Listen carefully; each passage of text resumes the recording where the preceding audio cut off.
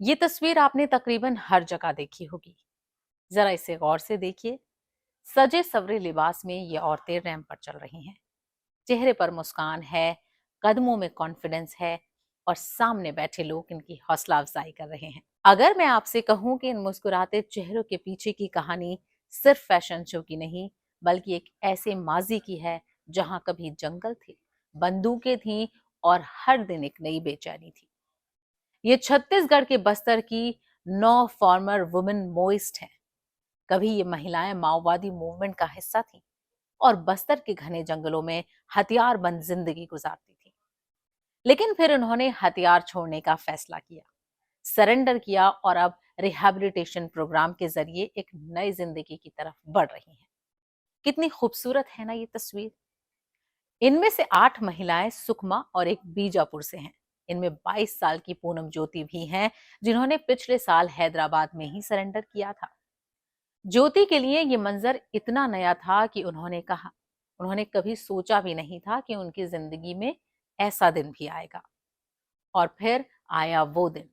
रायपुर का एक मंच, सामने रोशनी, कैमरे, लोगों की निगाहें और ये खवातीन कोसा सिल्क और छत्तीसगढ़ के ट्रेडिशनल हैंडलूम आउटफिट्स में रैंप पर उतरती हैं। इनके लिए रैंप पर चलना इतना आसान नहीं था।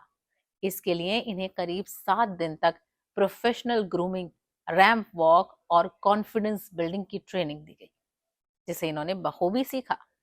लेकिन शायद इन 7 दिनों में सबसे ज्यादा बदलाव इनके चलने में नहीं, इनके अंदर हुआ। कभी जिन कदमों को जंगल की पगडंडियों पर चलने की आदत थी, वही कदम अब रैंप की रोशनी में थे। कभी हाथ में बंदूक होती थी, आज उन्हीं हाथों में अपने लिबास का पल्लू था। कभी सामने खतरा होता था, आज सामने तालियां थी। और कभी पहचान उनके अतीत से थी, आज वो अपनी एक नई पहचान बनाने की कोशिश कर रही हैं। इनमें से एक खातून ने बताया कि जंगल में उन्होंने कभी ऐसा फैशन शो नहीं देखा था।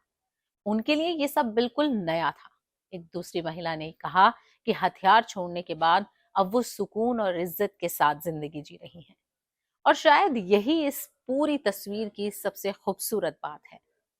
रैंप पर वो सिर्फ कपड़े दिखाने नहीं आई थी, वो ये दिखाने आई थी कि इंसान का गुजरा हुआ कल उसकी पूरी पहचान नहीं होता है।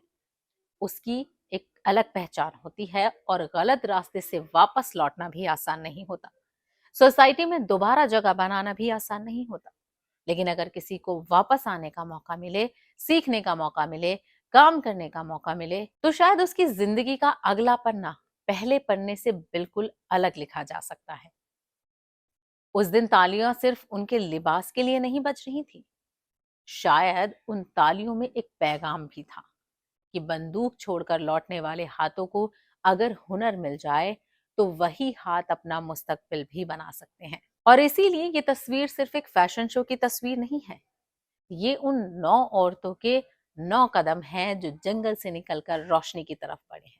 कल तक जिनके कदमों की मंजिल जंगल थी, हथियार थे, आज उन्हीं कदमों के सामने एक नया रास्ता है। और शायद जिंदगी का सबसे खूबसूरत हिस्सा यही है, जब इंसान अपने अतीत को पीछे छोड़कर पहली बार अपने मुस्तकबिल की तरफ पूरे यकीन के साथ चलता है।